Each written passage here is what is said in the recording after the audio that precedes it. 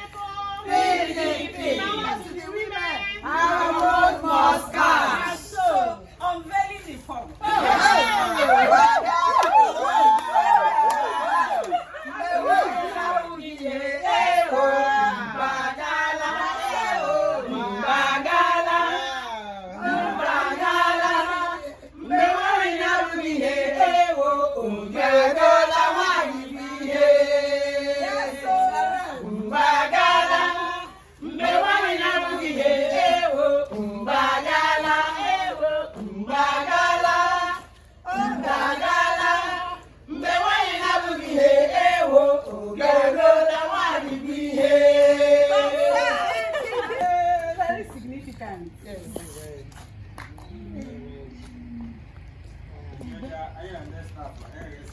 Okay, sir.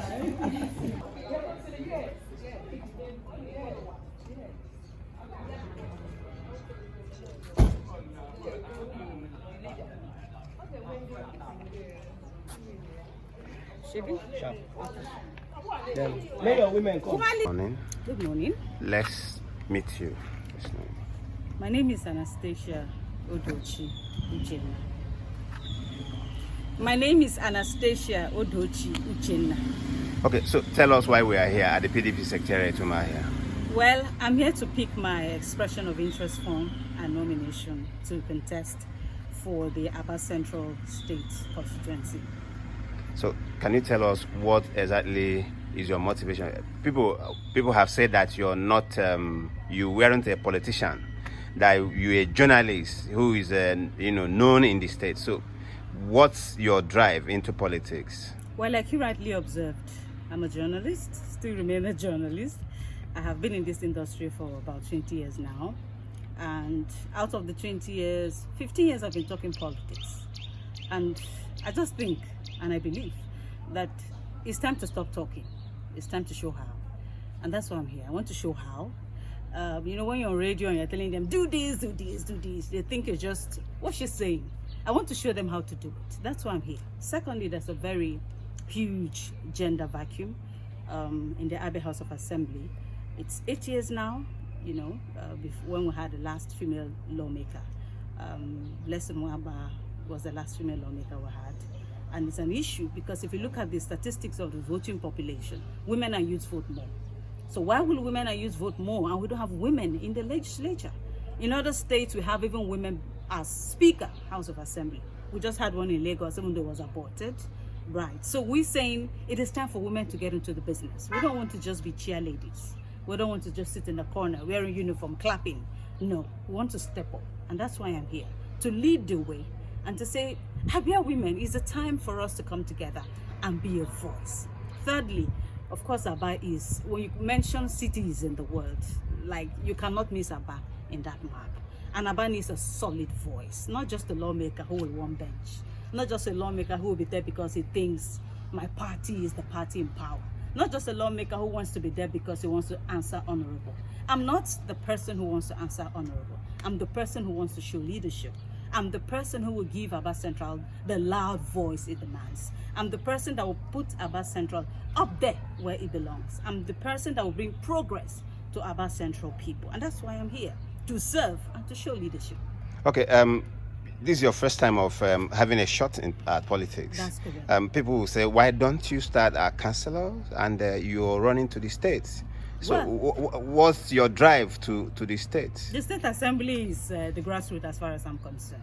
If you say local government, you say assembly, it's still a grassroots. And that's why I'm starting here, because I want to also grow through the ranks, right? I'm being sincere and honest with myself. And that's why I feel it's better to start from the assembly, where you'll be closer to the people, and then maybe you move up if God says so. Okay, you have other people who are equally aspiring to be, members of the Abia State House of Assembly for Abia Central Abia North. Well, as we speak, I'm the first person to pick the form, so I do not know whether there will be more people coming to pick the form for Abia Central. But it's very important to note that I am here because I want to bring a loud voice. I am here because I want to show those politicians we always refer to on radio as those politicians. I want to be part of the game. I want to play the game the way it should be played. I want to show leadership, but very importantly, because if you look around you see Nigerian women say, we don't have money. I want to show them that you can contest politics, not being a billionaire. I want to show how to rally support of the ordinary man to be able to garner the votes. Okay, so you have your party members who are going to, vote for you in your coming primaries. So how are you going to ensure that, you woo people to support you, to emerge victorious in your primaries? I think it's very important to note that even though I'm seeking to contest under the PDP, my candidacy is not a PDP affair. As a journalist who has practiced all these years, I've made friends across different political parties, ethnic groups, social class. So I'm not just the PDP candidate. I'm the candidate for our people. I'm the candidate for everybody. I'm the candidate for the young people. I'm the candidate for the women. So it's not just a party affair. But of course, you know how the Constitution is. You cannot contest election without running under a political party. So why the choice? Why the choice? The PDP, who they refer to as the creators of the old Abia. Well, if you look at the array of the politicians in other parties, and then you ask yourself, who is new and who is old? Right. The new parties, is it APC? Is it Labour Party? All of them are filled with politicians who left Abia, PDP, and went over there. So if you say new Abia, old Abia, it doesn't make sense to me in my head. The last time they did a convention, I was watching it, and I practically knew everybody there because they were from the PDP. When APC did their party congress, most of the leadership, I mean, the state executives, were all PDP members. So what is the new PDP, new Abia issue? It's not making sense. I think for me, it's important to know that PDP is rebranded. All the old ways have gone. What we have now is a brand new PDP. The PDP driven by youths, the PDP driven by people with intelligence, the PDP being led by people who understand the issues, people who are solid. I think it's very important to mention that when people come around to say our old Abia, we ask them where are the people that made the old Abia. They've all gone away. And so we want to build the PDP, a brand new one, driven by the youths. Okay, so money is involved in politics. Yes. How prepared are you to ensure that that you have the financial resources to ensure that while you are telling people your manifesto, you are equally giving what is involved to ensure that they they vote for you.